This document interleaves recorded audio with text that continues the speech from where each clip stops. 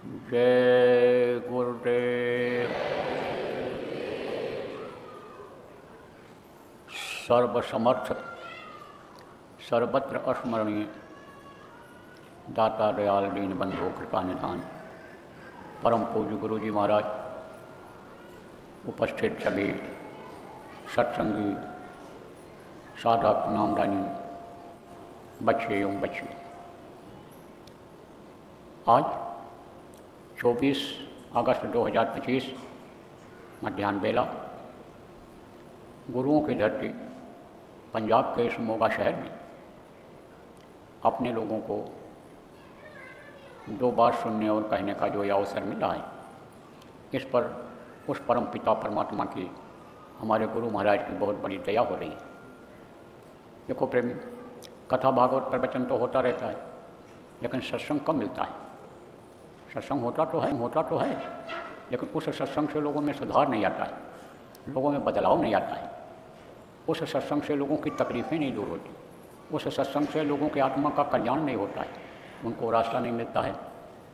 और जब ऐसा सत्संग मिलता था कि जिससे लोक भी बन जाए परलोक भी बन जाए, तब बहुत से लोग में सुधार आ गया, बहुत से लोगों में बदलाव आ गया, बहुत से लोग सुखी हो गए, शांति मिल गई और उनके आत्मा का कल्याण हो गया, रूह को निजात मिल गया। ये सूरत जीवात्मा यह समा गई, किसमें समा गई? सचखंड में समा गई, सत्पुरुष में समा गई, अकाल पुरुष जिसको कहा गया उसके पास पहुंच गई। सत्संग की बहुत बड़ी महिमा है।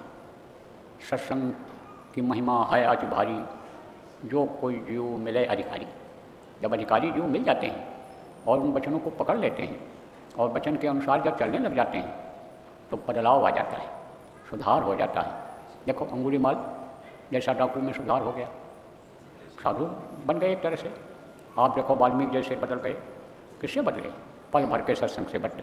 गोस्वामी जी महाराज ने कहा, तात स्वर्ग आप बक सुख धैर्य तुलाय कंग तूल न सहाय सकल में जो सुख लो सत्संग, सात स्वर्ग का सुख दे दिया जाए, आप ये समझो सारी संपन्नता दे दी जाए। लेकिन वो सुख नहीं मिलता है जो सत्संग के दो वचन जान लेने समझ लेने से बनता है। देखो गुरुओं की भूमि है ये। आपके समझो नानक साहब इस धरती के दूसरे संत थे। पहले संत कौन थे? कबीर साहब। दूसरे संत ये थे, उनके बाद के और भी संत हुए, बहुत संत हुए अभी तक इस धरती पर। तो आप ये समझो कि वो बहुत से लोगों में सुधार लाए और बहुत मेहनत किया उन्होंने। जो इस समय पर विदेश कहलाता है वहाँ भी गए, तो उसका परिणाम क्या हुआ? परिणाम यह हुआ कि बदलाव आ गया लोगों में। जो लोगों का खान पान गलत हो रहा था, चाल चलन विचार भावनाएं जो गलत हो रही थी, उनमें बदलाव आया। देखो मनुष्य और राक्षस यह अलग होते हैं, ये अलग नहीं होते हैं, एक जैसे ही होते हैं। वो भी खाते हैं, वो भी तट पे पेशाब करते हैं, मनुष्य भी करता है, लेकिन उनका स्वभाव अलग होता है, उनका खान पान अलग होता है। जब खान पान उनका बिगड़ जाता है तब स्वभाव में उनके परिवर्तन आ जाता है। मनुष्य को ही आप देखो, मनुष्य के अंदर में भी स्वभाव बदलता है। अलग अलग स्वभाव के लोग हो जाते हैं कि जब राक्षसों जैसा भोजन, राक्षसों जैसा रहना, राक्षसों जैसा भोग करने लग जाते हैं, तब आप ये समझो उनमें भी उसी तरह के गुण आ जाते हैं। तो उस समय तो राक्षस तो सब नहीं थे। राक्षस किसको कहा गया बता दिया, ज़्यादा विस्तार में जाने की ज़रूरत नहीं है, लेकिन मोटी बात आपको बता दें कि रावण को आज भी लोग राक्षस कहते हैं, और उस समय भी वो राक्षस था। तो उसके अंदर कौन सी बुराई थी? मांस खाता था, शराब पीता था और दूसरे औरत के साथ यानी समझो बुरा कर्म करने की उसकी नीयत रहती थी, तो उसको राक्षस कहा गया। इतना बड़ा विद्वान इस धरती पर आज तक कोई हुआ ही नहीं। 4 वेद 6 शास्त्र 18 पुराण का जानकार था, लेकिन चला गया, मारा गया, अकाल मृत्यु में गया। सोने की लंका खत्म हो गई, 1 लाख लड़के 1.25 लाख नाती से सब खत्म हो गए। बड़े बड़े वीर उसके सामने ठहरते नहीं थे, देवता लोग नहीं ठहरते थे, लेकिन सर्वनाश हो गया उसका। तो नानक साहब के उसमें ग्रंथ में लिखा है, जो बाद में जाने के बाद लिखा लोगों ने, कि सब राक्षस को नाम जपायो और आमुष भोजन तिन्हें तजवाए, जिससे बुद्धि खराब होती है, जिससे विचार बदल जाते हैं, आदमी का स्वभाव बदल जाता है, उसको उन्होंने छुड़वा दिया था और नाम को जपाया था। कौन सा नाम? जो नाम आपको सुबह जपाया गया, जो नाम आप रोज़ जपते हो, जो नाम यानी समझो आपको गुरु महाराज ने प्रेम दिया, गुरु महाराज के जाने के बाद में यानी आपको मिला। जो लोग नाम लेने के लिए आज आए हो, वही नाम जपाया था। ये नाम जो मैं बताऊंगा, जो गुरु महाराज ने बताया, आपको बताया गया, यह आदि नाम है। यह नाम खत्म होने वाला नहीं है। यह ध्वन्यात्मक नाम कहा जाता है। आवाज़ इसमें होती है, उसको सुना जाता है। तो मैं आपको बता रहा था, बदलाव आ गया लोगों में, बहुत बड़ा बदलाव आया। जब समझ गए, परिवर्तन आ गया, असली चीज़ जब मिल गई, उसको जब पकड़ लिया, अंतर में जब उनको बोध होने लग गया, अंदर में जानकारी जब हर चीज़ की हो गई, तो अंदर और बाहर दोनों की जानकारी हो गई। आप ये समझो प्रेमियों, बाहर से तो सब घर देखते हैं, बाहर से सब कपड़ा देखते हैं, बाहर, लेकिन अंदर का, अंदर में क्या है, अंदर में रहन सहन कैसा है, अंदर का क्या है, ऐसे अंदर का नहीं जानकारी हो पाती है। आपको यही नहीं पता है कि यह शरीर कैसे बना है, किस तरह से बना है, कौन बनाया है, यही नहीं मालूम है। अरे यह शरीर आदमी नहीं बना सकता है। इस शरीर को कोई भी बना दे, किसी का रूप रंग बना दे, लोहे का बना दे, लकड़ी का बना दे, सोना चांदी का बना दे, पीतल का बना दे, प्लास्टिक का बना दे, लेकिन कोई जान भर पाता है? जान नहीं भर पाता है। यह इस तरह से जैसे आदमी काम करता है, हाथ पैर नहीं हिलता है, काम ऐसा नहीं करवा सकता है। तो इसको किसने बनाया? जिसने ये दुनिया बनाया, जिसने संसार बनाया, संसार की चीज़ों को बनाया, पेड़ पौधे बनाए, पक्षी बनाए, नाले बनाए, नदी बनाया, यह सब जिसने बनाया, उसी ने इस मनुष्य शरीर को तैयार किया है। कहाँ तैयार किया? माँ के पेट में। कितना समय लगा? 9 महीना। वो टाइम लगभग फिक्स है सबके लिए। मनुष्य का बच्चा 9 महीने में बन करके ठीक से बाहर निकलता है। अगर 7 महीना 8 महीना में पैदा हो गया, 6 महीने में पैदा हो गया, तो कमजोरी जरूर रहती है। 6 महीने वाला तो बच्चा जिंदा ही नहीं रह पाता है जल्दी। 7 महीने वाले बच्चे में कमजोरी बहुत रहती है, बचा पाना मुश्किल होता है, लेकिन 9 महीने में बच्चा बिल्कुल बन करके, पक करके और बाहर निकल जाता है। अब आपको बता दें बनता कैसे? 6 तरह की शक्तियों से बनता है। उसका अलग अलग नाम भी है, जन्म, अस्पनामी, वृद्धि और शील। और ये जो 5 तत्व हैं, जल, पृथ्वी, अग्नि, वायु और आकाश, इन 5 तत्वों से तैयार होता है। और किस लिए ये तैयार होता है, ये भी बता दें आप। भगवान की प्राप्ति के लिए, देवी देवताओं के दर्शन करने के लिए, इसको जीवात्मा को, सूरत को परमात्मा तक पहुंचाने के लिए इसकी मांग की जाती है। देखो प्रेमी, आप लोग जितने भी स्त्री पुरुष बच्चे बैठे हो, सब लोग एक दिन माँ के पेट में थे। किस हालत में थे? उल्टा जीव रहा लटकाना, दादुर पक्षी के समाना।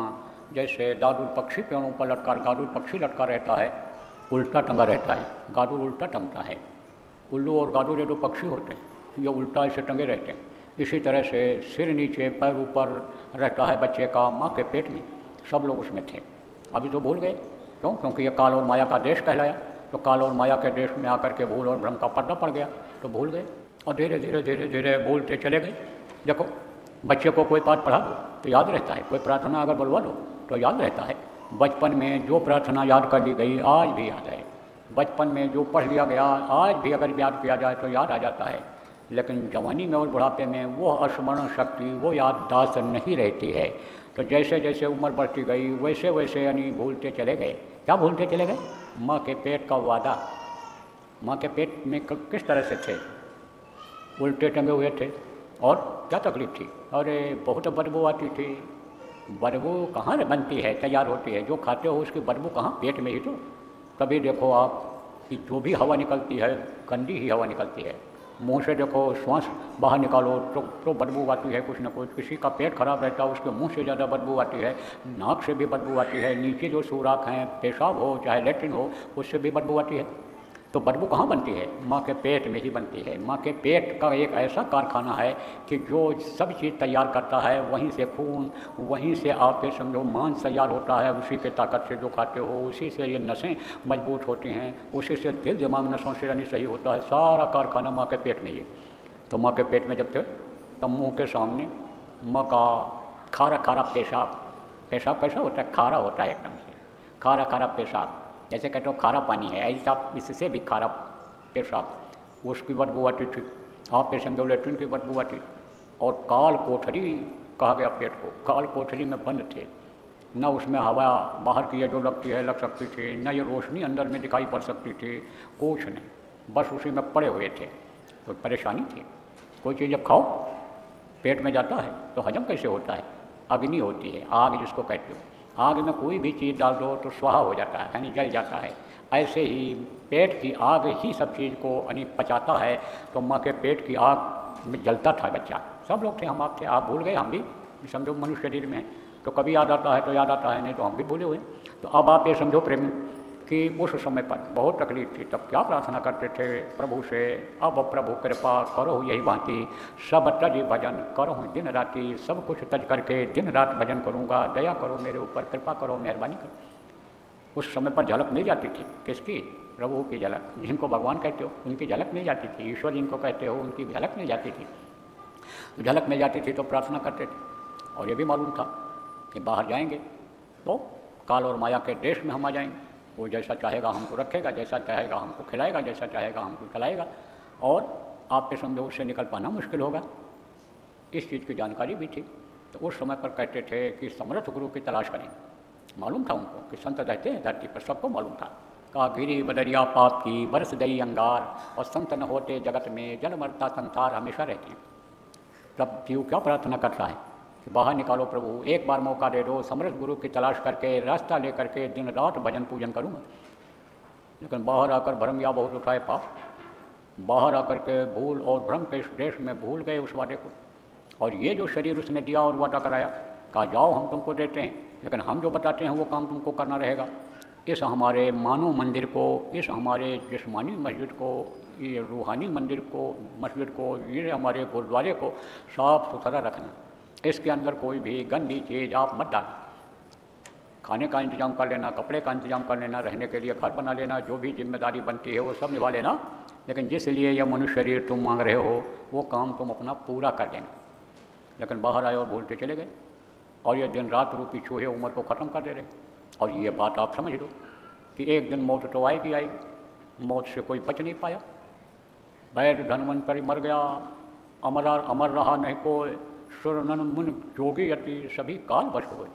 काल के वश में सबको, काल के गाल में सबको जाना पड़ेगा, क्योंकि इस धरती का नियम ही यही है, विधान ही यही है कि जो पेड़ फलता है वो झड़ता है, जो आग जलती है वो बुझती है, जो पैदा होता है मरता। तो भैया मौत तो सामने खड़ी है और उसी को भूले हुए हो।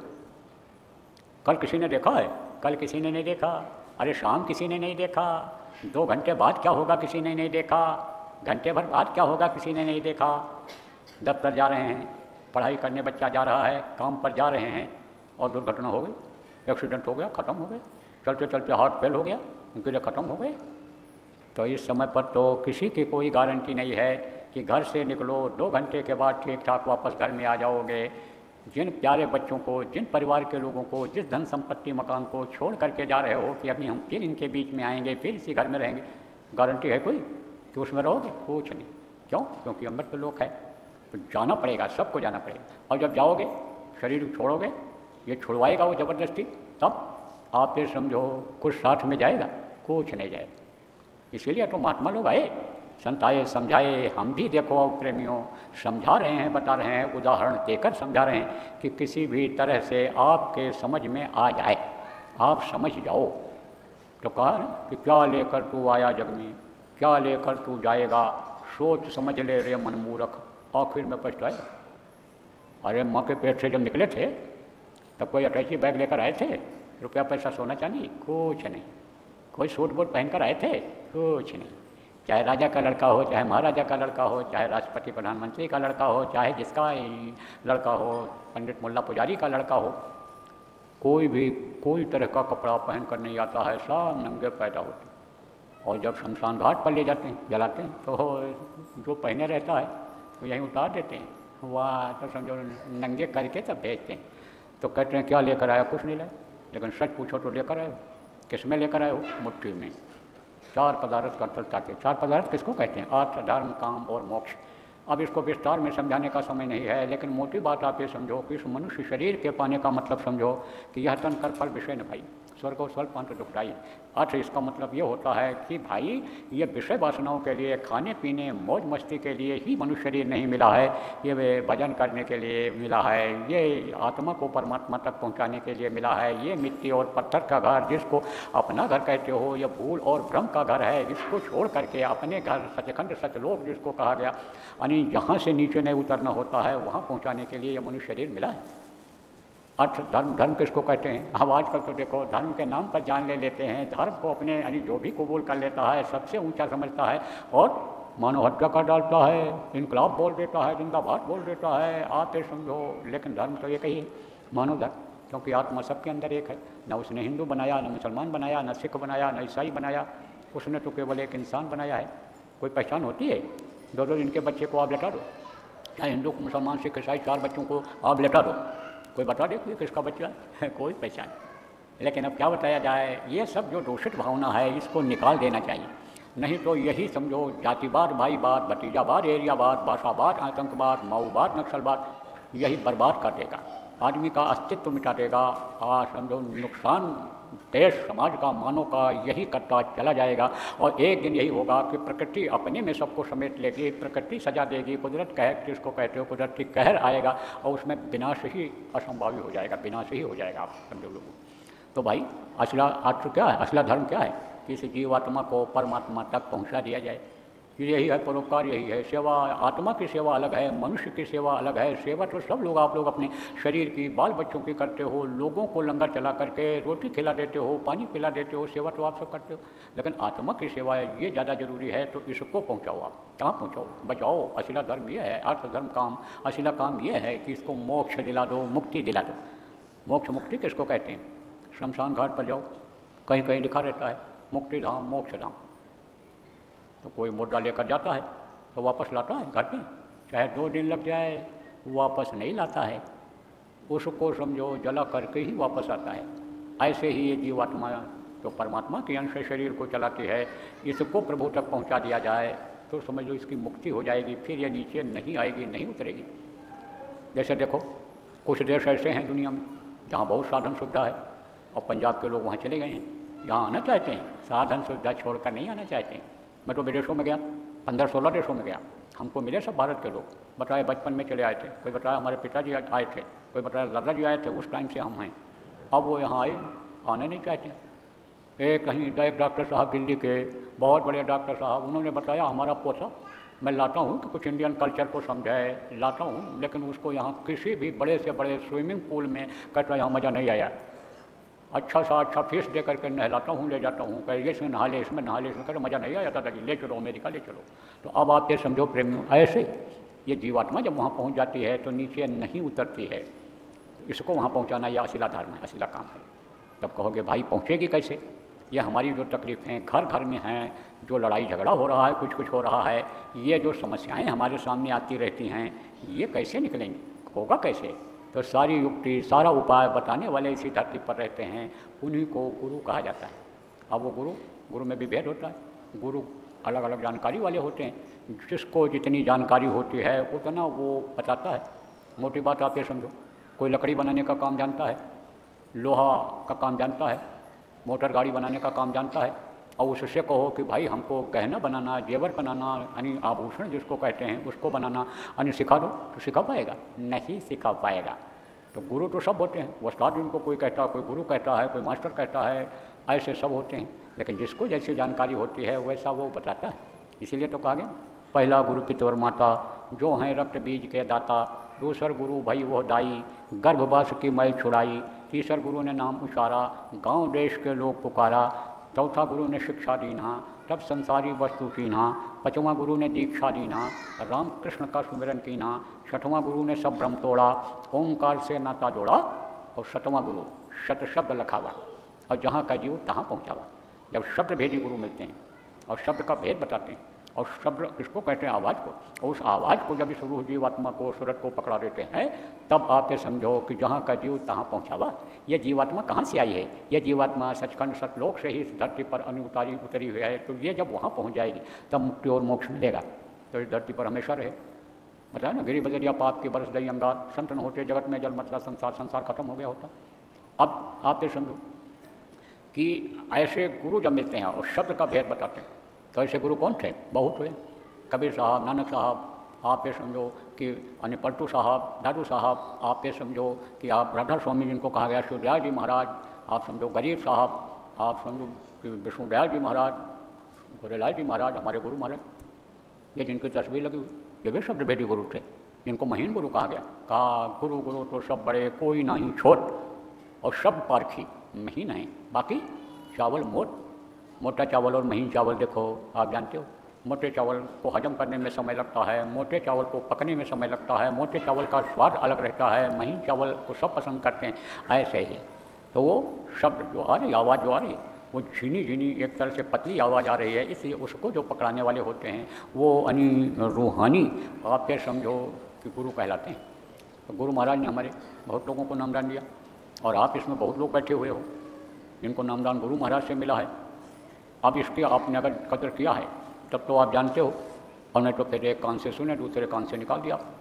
आप नाम की महिमा को समझ नहीं पाए, कहाँ लग करो मैं नाम बढ़ाई और राम ने से कहीं नाम गुण गाई। जिसको भगवान राम भी जिस महिमा को नहीं समझ पाए, उनका गुणगान नाम का नहीं कर पाए, वो नाम आपको मिल गया।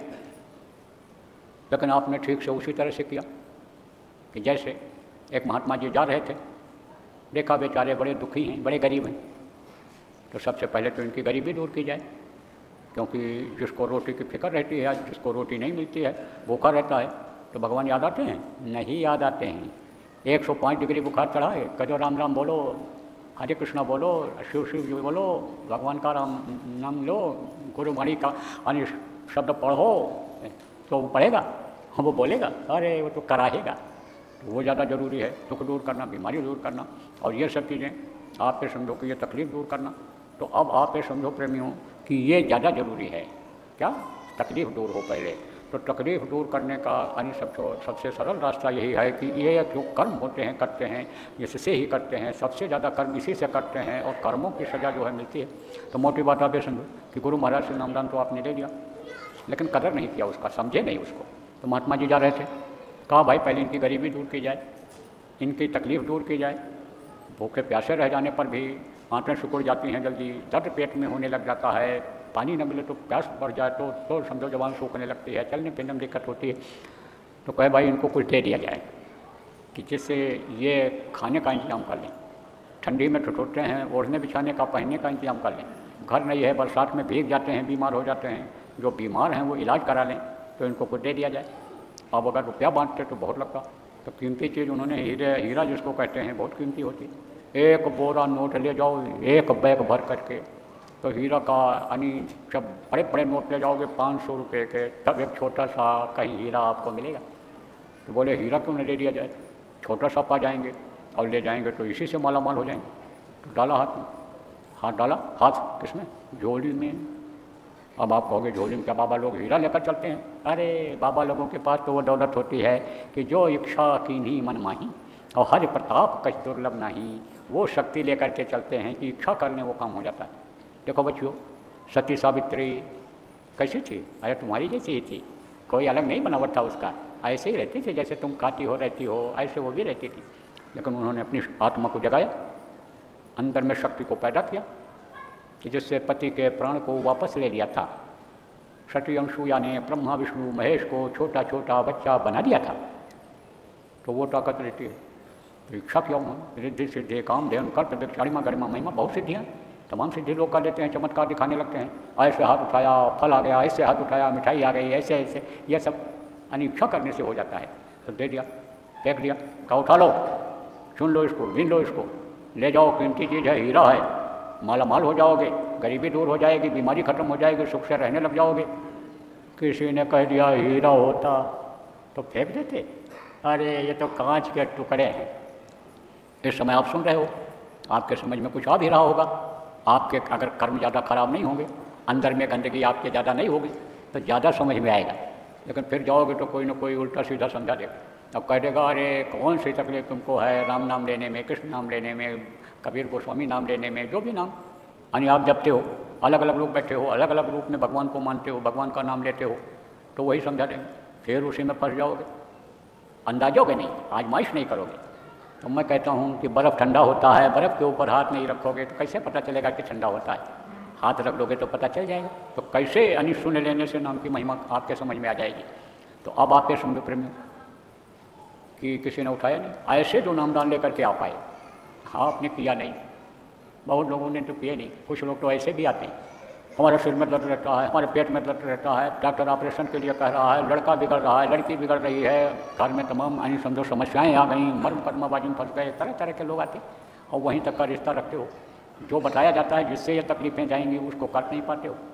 तो सुमिरन ध्यान और भजन करो। मोटी बात यह है, क्योंकि जिस तरह से अन्य संत आए और उनको जाने को हुआ तो किसी न किसी को यह काम सौंप करके गए हैं। ऐसे गुरु महाराज जाने से कई साल पहले मुझ नाचीज के लिए आदेश दे करके गए थे, सत्संग में बता के गए थे कि ये पुरानों की संभाल करेंगे और नए लोगों को नामदान देंगे। तो यह आपके जो पुराने लोग जिसको कहा जाता है नामदानी हो गुरु महाराज के, आपके संभाल की बात कह रहा हूँ। गुरु के वचनों को याद करो। और गुरु ने जो नामदान देते समय कहा था, सत्संग जितने आप सुने गुरु महाराज के, हर सत्संग में चाहे 10 मिनट 15 मिनट का रहा हो, भजन पर जोर दिए थे। भजन करो, सुमिरन करो, ध्यान करो। भूल गए हो तो आज याद कर लो, अभी दोहराऊंगा, बताऊंगा, कराऊंगा भी, और उसके बाद में भी लोग समझाएंगे। असली रास्ते पर आओ, असली चीज़ पर आओ। एक ही साधे सब सधे, सब साधे सब जाए। अगर एक इसी को साध लोगे तो सब बात सही हो जाएगी। अब जो नए लोग आए हो उनको नामदान दिया जाएगा, क्योंकि गुरु के आदेश का पालन ही गुरु भक्ति है। जो गुरु कहें करो तुम सोई, मन के कहे करो मत कोई। तो गुरु का आदेश है नामदान देने का। और आप कुछ लोग इच्छा व्यक्त किए हो कि नामदान मिलना चाहिए। पुराने लोग समझाए भी हैं, बताए हैं कि भाई चलो नामदान ले लो और भजन करो, सिमरन करो, ध्यान करो। इससे तकलीफ जाएगी, इससे कष्ट जाएगा। जन्म मरण की पीड़ा जो होती है, जन्मते समय भी तकलीफ होती है, मरते समय भी तकलीफ होती है, वो तकलीफ से बच जाओगे और नहीं तो फंस जाओगे। बार बार जन्मना और मरना पड़ेगा। कीड़ा मकोड़ा की योनि में जाना पड़ेगा, सांप गोजर बिच्छू की योनि में जाना पड़ेगा। आसमान के पक्षी बना दिया जाओगे, उड़ते रहोगे। पेड़ बना करके खड़े कर दिया जाओगे, 50 साल 100 साल एक जगह से दूसरी जगह आ जा नहीं सकते हो। 84 लाख योनियाँ हैं, इन योनियों में ढकेल दिए जाओगे। तो समझाया होगा लोगों। अब आप उससे बचना चाहते हो 84 लाख योनियों से। जो नर्क हैं 42 प्रकार के, जिसमें जीव काटा जाता है, सड़ाया जाता है, गलाया जाता है, तपाया जाता है, उससे बचना चाहते हो तो आप आए हो तो आपको नामदान दिया जाएगा। नामदान आपको मिलेगा। कौन सा नाम मिलेगा? जिसके लिए गोस्वामी जी महाराज ने कहा कि कल युग केवल नाम आधारा, सुमिर सुमिर नर उतर पारा। कल युग योग यज्ञ नहीं जाना, एक आधार नाम गुण गाना। भवसागर से पार होने का केवल एक आधार है, यानी नाम। नाम डोर कहे उतरे पार, नाम डोर यानी पकड़ लो तो भवसागर से पार हो जाओ। अब कहोगे भाई भवसागर क्या है? भवसागर क्या है? अरे जब आँख से देखो या समझो तभी तो विश्वास होता है। भवसागर यही है जहाँ तनिक देर में हंसने लगते हो और तनिक देर में कोई कुछ बोल दिया, कोई अन्य समझो गलत खबर आ गई है, अशुभ समाचार आ गया तो रोने लगते हो। रोज़ कमाओ रोज़ खाओ तो रोज़ लेटरिन पेशाब के लिए जाओ, रोज़ वही काम करो जो करते हो, हमेशा इसी में जन्मो और मरो। यही है भवसागर। इससे पार आप कैसे होगे? नाम डोर गए उतरे पार। नाम को जब याद कर लोगे, नाम को जब जपोगे, सुमिरन करोगे, ध्यान लगाओगे, भजन करोगे, तब आप भवसागर से पार हो पाओगे। कहा ना, नाम ले तो बहुत सिंधु सुखाएं। नाम लेते ही भवसागर सूख जाए। लेकिन कैसो करोड़ नाम लाख नाम कृष्ण के, कौन सा ऐसा नाम लिया जाए कि भवसागर से पार हो जाया जाए? तब उन्होंने फिर कहा नाम रहा संतन आदीना, और संत बिना कोई नाम नहीं जीना।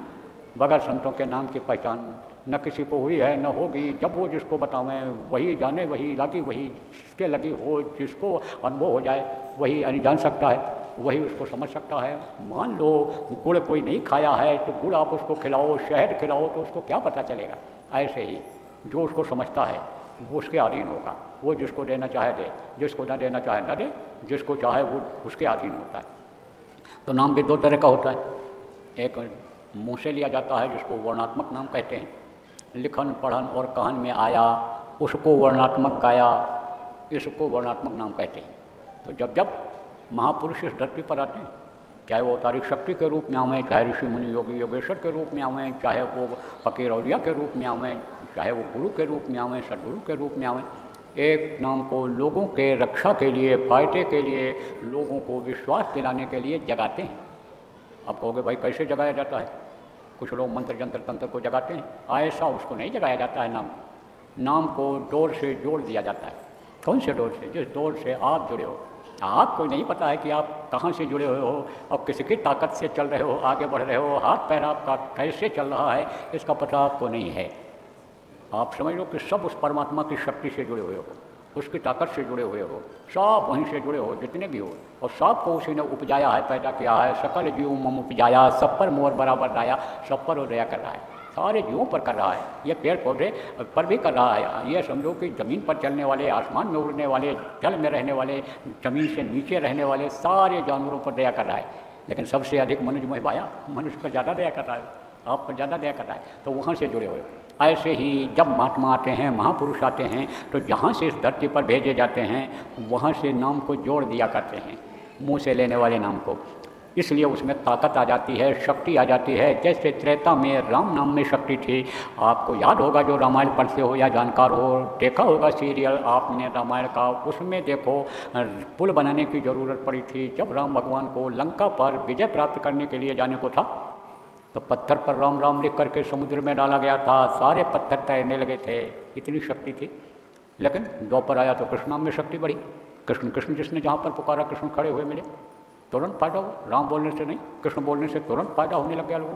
तब उस पर लोगों ने विश्वास कर लिया। उसके बाद में त्रेता द्वापर भी था, आप ये समझो कलयुग आया, तो कलयुग आया तो कबीर साहब आए तो उन्होंने सतसाम नाम जगाया।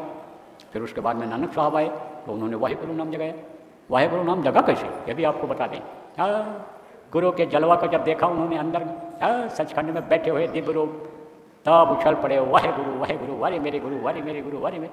कोई हाड़ मांस के शरीर का नाम गुरु होता है? गुरु एक पावर होती है, गुरु एक शक्ति होती है, जिसको वो देता है, जब देता है तब आप पे समझो वो शक्ति काम आती है।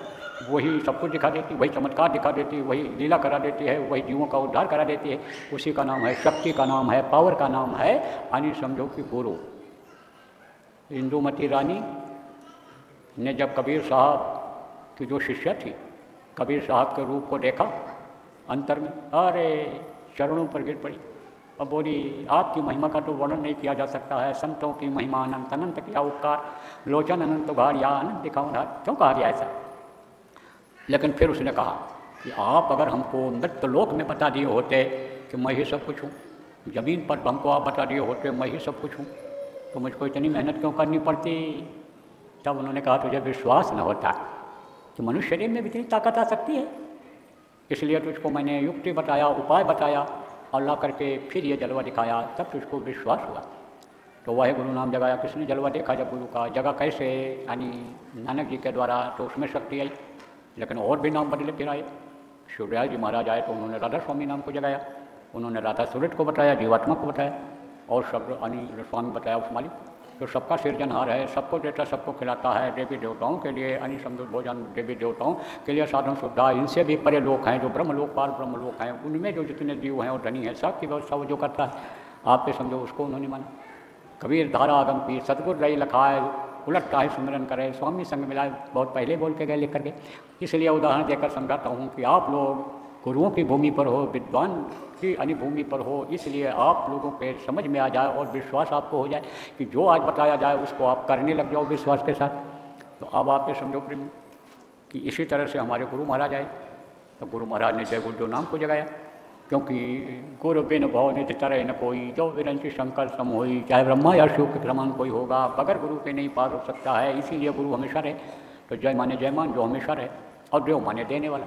जो सच्चे गुरु, समृद्ध गुरु होते हैं, देते ही हैं, लेते कुछ नहीं है। लेते क्या हैं? जो कोई लेने को न तैयार हो उसको ले लेते हैं। अपने ज्ञान अग्नि के द्वारा कर्मों को लोगों के जलाते हैं, गुरु की मदद अपने लेकर के उसको ख़त्म करते हैं। तो आप ये समझो देने वाला को कहते हैं देव। तो ये जय गुरुदेव नाम जगाया गुरु महाराज, और आज भी शक्ति है जय गुरुदेव नाम में। आप कोई भी आजमाइश करके देख सकते हो, लाखों लोगों ने आजमाइश किया है इसको। और अगर आपको ना विश्वास हो तो जहाँ बड़े कार्यक्रम हमारे होते हैं, प्रमुख स्थान ऐसे हैं कि जहाँ बड़े कार्यक्रम होते हैं, लाखों की भीड़ आती है, आप वहाँ आ जाओ, वो पूछ लो लोगों से। एक की जगह जब 10, 20, 50, 100, 200 कहने लग जाए तब विश्वास कर लेना, और नहीं तो आज ही विश्वास कर लो। जब मुसीबत में पड़ जाना, कोई भी विकल्प न हो, कोई भी रास्ता न हो, तब जय गुरुदेव बोलना। केवल एक बार, बार बार परीक्षा मत लेना, एक बार तो जय गुरुदेव नाम आपको बचाएगा। विश्वास अगर हो जाएगा, सच्चे दिल से अगर आप बोलोगे, और आप ये समझो जो शाकाहारी हो गए, नशा मुक्त हो गए, और आप समझो कि चरित्र आपका सही होगा, तो आपके लिए तो ये निश्चित समझ लो कि हर तरह से फायदा आपको दिखेगा जय गुरुदेव नाम बोलने से। देख लेना कल।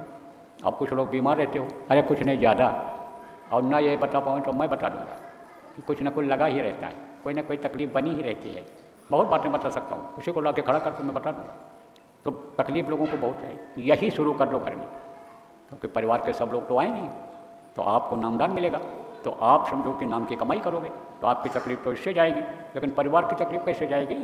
अरे आप तो बैठ गए माला जपने के लिए, और बच्चा रोने लग गया, अब औरत पुकारने लग गई, यार देखो ये चिल्ला रहा है, कह रहा पेट में दर्द हो गया, ये कह रहा सिर में दर्द हो गया, सिर फटा जा रहा है, आप क्या करो? तो दवा कराने जाओगे, अस्पताल ले जाओगे कि भजन करोगे?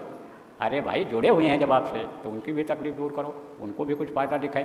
तो एक तो सबको शाकाहारी बना दो, पूरे परिवार को जिनके यहाँ नहीं है सबको शाकाहारी बना दो और करो। बाबा ने तो कहा कि हाथ जोड़ कर विनय हमारी, तजो नशा बनो शाकाहारी।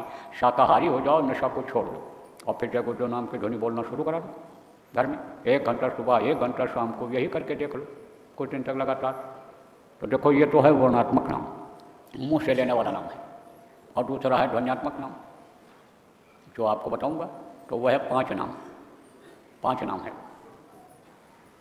जिसका नाम होता है उसका रूप होता है, उसका स्थान होता है और उसकी होती है आवाज़। जैसे आपका नाम है और आपका रूप, रूप माने चेहरा, आपका चेहरा है, रूप है, और आप कहीं रहते हो आपका स्थान है, और आप जो बोलते हो आपकी आवाज़ है। ऐसे ही 5 नाम, 5 रूप, 5 स्थान, 5 की आवाज़, यह है। वो मैं अभी आपको बताऊँगा और रटाऊँगा, याद कराऊँगा। जितना याद हो जाए रट जाए, रट लो, याद कर लो। न याद हो पावे उसका लिखा हुआ कागज़ अभी इस कार्यक्रम के बाद आपको यहीं पर मिल जाएगा, ले लेना, याद कर लेना। और जब याद हो जाए तब कागज़ को फाड़ करके कहीं सुनसान जगह पर फेंक देना, बताना मत किसी को। अगर आप बता दोगे तो उसका तो कोई फ़ायदा होने वाला है नहीं, और ये अगर नाराज़ हो गए तो नुकसान हो कोई, तो नुकसान का कोई भी काम आप मत करना। अब आप कहोगे भाई हमारे जैसे तो आदमी आप भी हो, आप भी रोटी खाते हो, टट्टे पेशाब करते हो, आप भी चलते हो, हमारे जैसा खून हड्डी मांस आपके अंदर भी है, तो हम क्यों नहीं बताएंगे? आप क्यों बता रहे हो? देखो, जिसको आदेश होता है उसके मुंह से सुनना जरूरी होता है, उसी के मुंह से सुन लेने से उसमें ताकत आती है, पावर जिसको कहते हो, पावर आता है, वो फायदा करता है। अब उदाहरण देकर समझा दें आपको। किसी ऑफिस में आप गए हो, दफ्तर में, और अधिकारी बैठा है, तो कर्मचारी भी वहाँ रहते हैं, बापू रहता है, क्लर्क जिसको कहते हैं, चपरासी रहते हैं, अर्दली रहता है, सुरक्षा वाले सब रहते हैं। अब किसी से भी कहो कि साहब को थप्पड़ मारो, आप जाके वहाँ कहो, किसी से कहो साहब को थप्पड़ मारो, मारेगा? नहीं मारेगा, रटते रहो, नहीं मारेगा। और साहब ने अगर कह दिया, अधिकारी ने कह दिया कि इसको थप्पड़ मारो, तो ये कहीं आवाज़ पर पड़ने लग जाएगा, गाल पर, तड़ातड़ तड़ातड़। जो बात आपने कही वही बात अधिकारी ने भी कहा, लेकिन उसके ज़बान में जो था वो पावर था, शक्ति थी, इसलिए वो काम की। इसलिए आप किसी को भी मत बताना, और न लिख कर देना, और न रिकॉर्ड करके सुनाना। अब दूसरी बात यह है, समझो पहले आप, माला जपने को सुमिरन कहते हैं, और आँख से देखने को ध्यान कहते हैं, और कान से सुनने को भजन कहते हैं। अभी आपको सब बताऊंगा, समझाऊंगा। तो जब आप ध्यान लगाओगे, आँख बंद करोगे, अंदर में तीसरी आँख से देखने की कोशिश करोगे, और वो खुल जाएगी, उस पर से कर्मों का पर्दा हट जाएगा, तब आप ऊपर के नज़ारे, ऊपर के दृश्य देखोगे।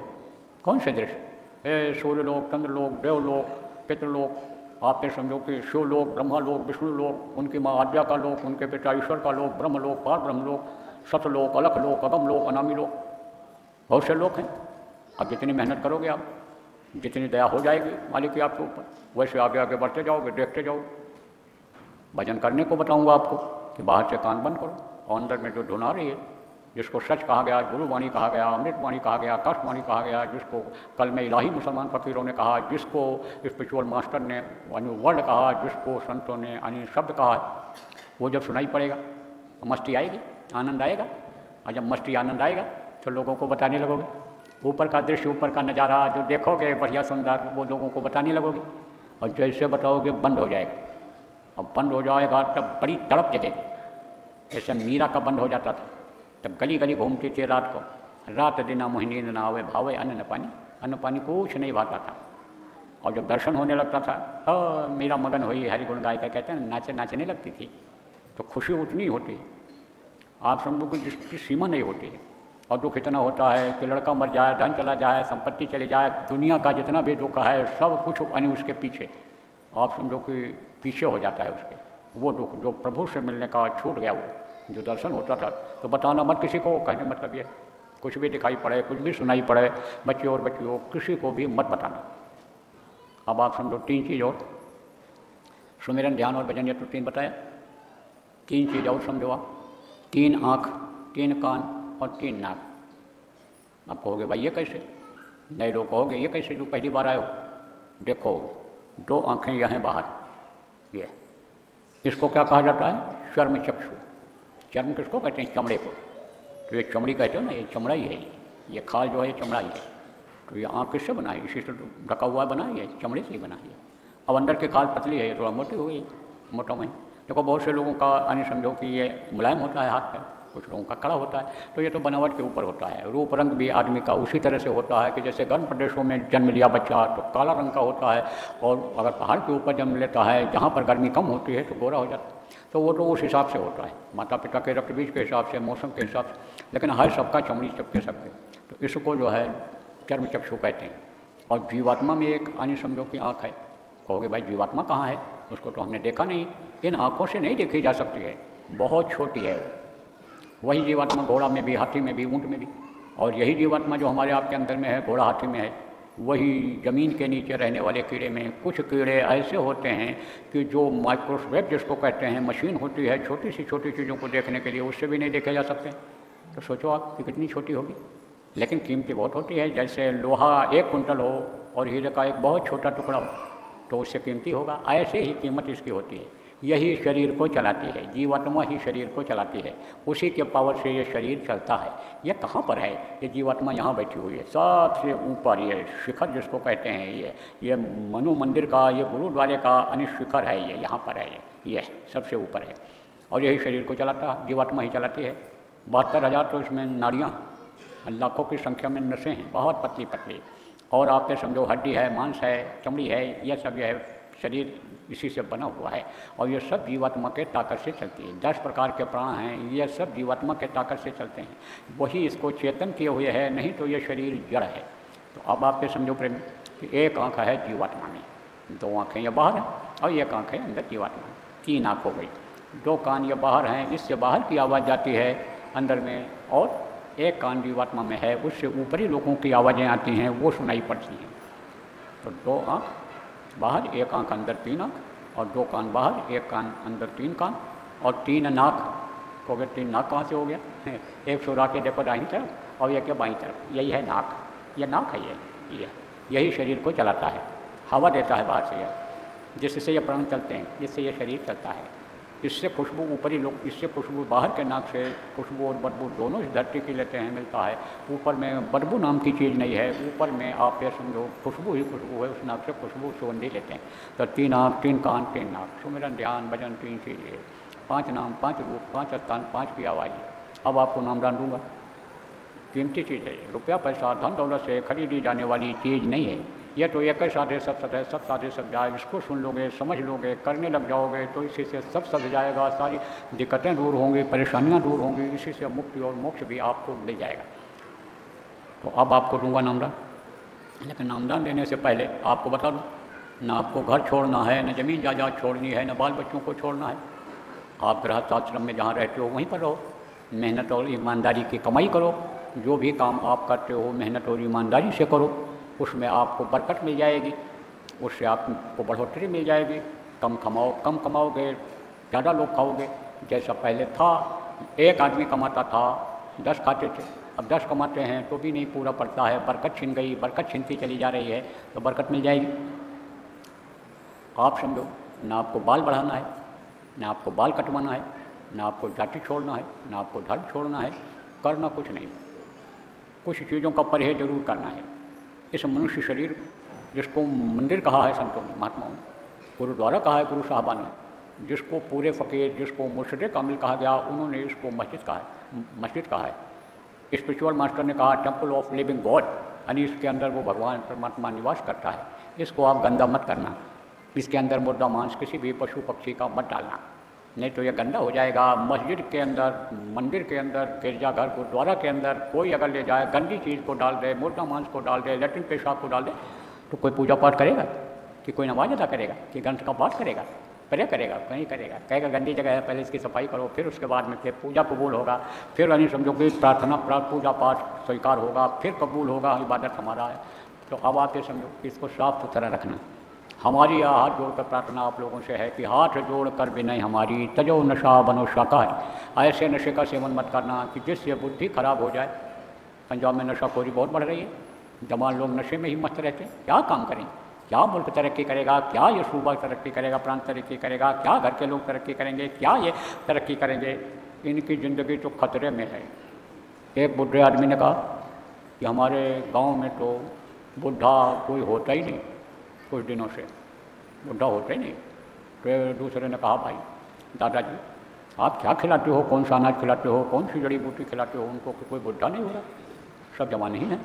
अरे बोले ये सब जवान लोग नशेड़ी हो गए और एक दूसरे के सिर पर ही बोतल मार करके पी करके और हत्या कर दे रहे हैं। वो उसको मार दे रहा है, उसको मार दे रहा है, उसको चाकू मार दे रहा है, गोली मार दे रहा है। वो सब जवानी में ही चले जा रहे हैं। रोना आ रहा है कि गांव का क्या हाल होगा जब जनसंख्या नहीं रही। अब आप समझ लो क्या हाल हो। सुधारने की ज़रूरत है, बच्चों का ध्यान रखने की ज़रूरत है। यही बच्चे जो हैं आपके, ये घड़ा कच्चे घड़े की तरह से हैं। जैसे कच्चे घड़े में सुराख बन जाए तो हमेशा बना रहेगा, दाग लग जाए तो दाग हमेशा बना रहेगा। ऐसे ही इनका ध्यान रखो, कहाँ जा रहे हैं, क्या कर रहे हैं, क्या खा रहे हैं, क्या पहन रहे हैं, किसका साथ कर रहे हैं, इसका ध्यान रखो। पढ़ाई लिखाई पर देखो, पढ़ने जाते नहीं जाते हैं, शाम को लौट कर आए, क्या पढ़ा क्या पढ़ाया जानकारी करो, सुधार लो। और सुधर न रहे हो तो अच्छे बच्चों के साथ कर दो। बहुत बच्चों को सुधार दिया हमारे गुरु महाराज ने। और गुरु महाराज का रास्ता जब से मैंने पकड़ाया, साधना शिविर चालू किया जगह जगह पर, वही बच्चे जो कह रहे थे हम 2 घंटा नहीं बैठ पा रहे हैं, 24 घंटे बैठ करके ध्यान लगा रहे, भजन कर रहे हैं। तो अब आप ये समझो इनका साथ कर दो तो सुधर जाएंगे।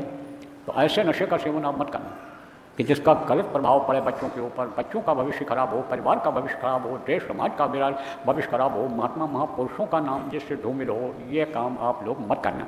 बाकी आप आज़ाद हो, आपके पास है तो खूब खाओ, जितना हजम कर सको, अच्छा से अच्छा खाओ, अच्छा से अच्छा कपड़ा पहनो, अच्छे से अच्छे घर में रहो, बाल बच्चों की देख रेख कर लो, सेवा कर लो, माता पिता की सेवा कर लो, आए गए का स्वागत सत्कार कर लो। लेकिन 24 घंटा उसी में मत फंसे रहो। सब कुछ यहीं के लिए न करो, कुछ वहाँ के लिए भी करो। तो कम से कम 3 घंटा समय तो निकालो ही निकालो, कम से कम 24 घंटे में से निकाल लो। एक घंटे का आधा घंटे का समय निकाल लो, 24 समय निकालो, सब जुड़ेगा। 3 घंटे का समय निकाल लो आप भजन करने के लिए।